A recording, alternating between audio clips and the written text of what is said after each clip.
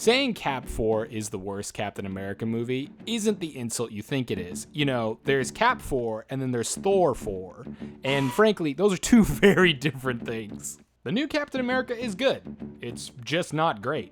I won't sugarcoat it, the movie has problems, and we're gonna get into them. But first, if you could like and subscribe, I'd really appreciate it. Over 95% of you are not subscribed, and that hurts my feelings. Anyway, I would argue the biggest problem with this movie is that it showed you everything in the trailer. And I know that they had to put some butts in some seats, but if you hid the fact that Harrison Ford was gonna turn into the Red Hulk, I definitely think people would have been more shocked and interested in that reveal. I mean, I like to think about the other Captain America movies, and there are some very good surprises. I don't like talking too much about rumors. That is, of course, unless it's the Fleetwood Mac album. But apparently, this movie had a lot of reshoots, and I could see that.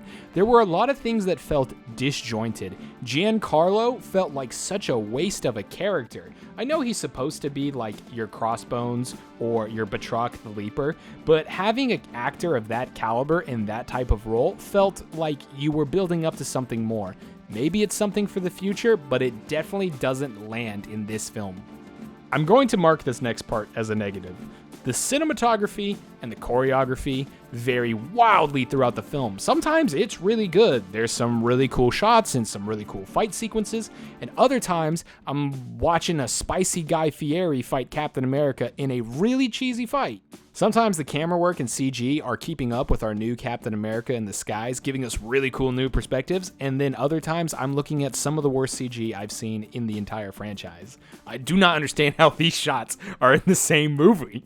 Side note, I hate fucking nanotech helmets. The writing for the plot is strong enough to where it doesn't bother me, however, I do wish the ending was a little more impactful. But that's really it for the problems, and that's more of a marketing thing. Trailers show everything these days. Half the times I don't see a movie because I see the ending on TikTok, and the trailer showed 90% of the movie. But this movie accomplishes what it set out to do. Anthony Mackie does a fantastic job of reprising his role as Sam Wilson, taking over the mantle of Captain America. The movie does a very good job of amplifying the characteristics that Sam has and that makes him a worthy Captain America. It wouldn't be a Captain America movie if he didn't rebel against the government.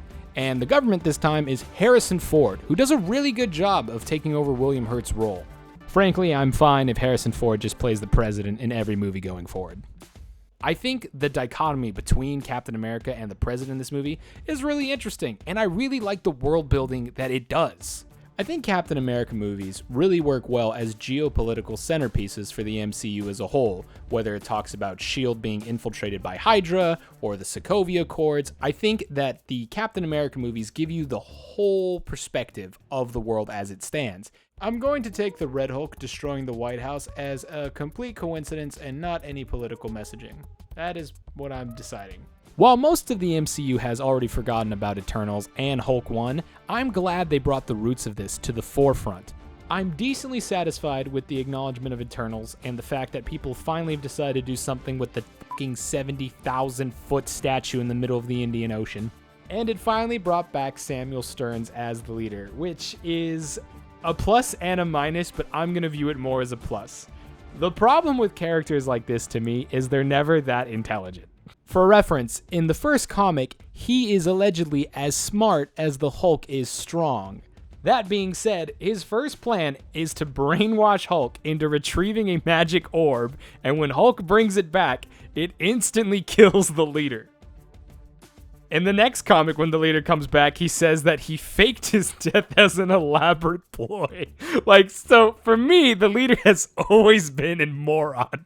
The leader is the pinnacle of big brain energy. And in this movie, he's always talking about statistics, like probabilities. And he's almost always wrong about the statistics. I just think that there's too many supervillains whose whole thing is they're really smart, but the writers can never write them smart. And in this case, I really enjoy it. I know that's not a plus, but it is for me.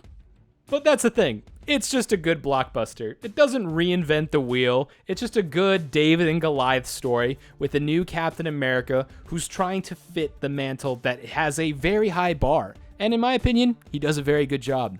But that's about it. It's a good movie. I give it a 7 out of 10. I think it's a good addition to the already great Captain America movies.